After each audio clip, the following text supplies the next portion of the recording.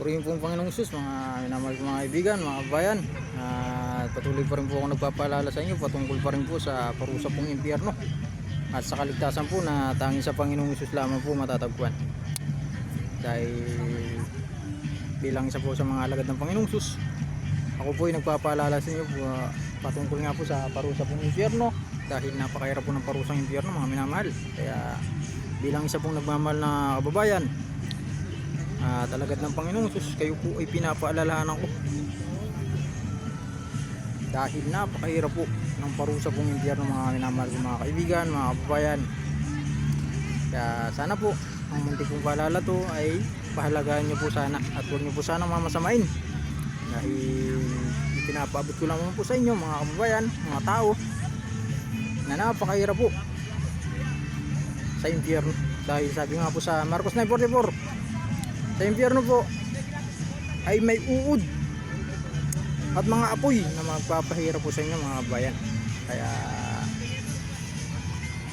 ipinapaabot ko lamang po at ipinapaalala ko lamang po sa inyo na napakahirap po sa impyerno. Kaya sana po ay pahalagaan nyo po ang munting paalalang ito, nagmumula po sa Panginoong Sus. Purihin po ang Panginoong Sus, dahil napakasimple po mga minamahal.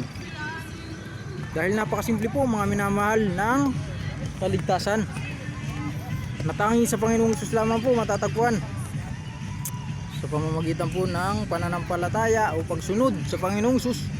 Kayo po ay maliligtas sa napakatinding kahirapan sa impyerno.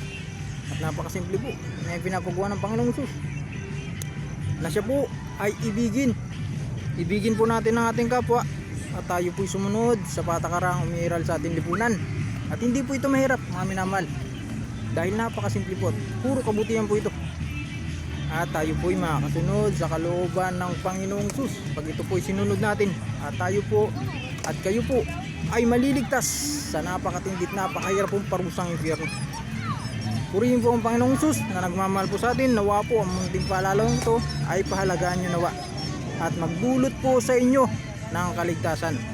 Purihin po ang Panginoong Jesus.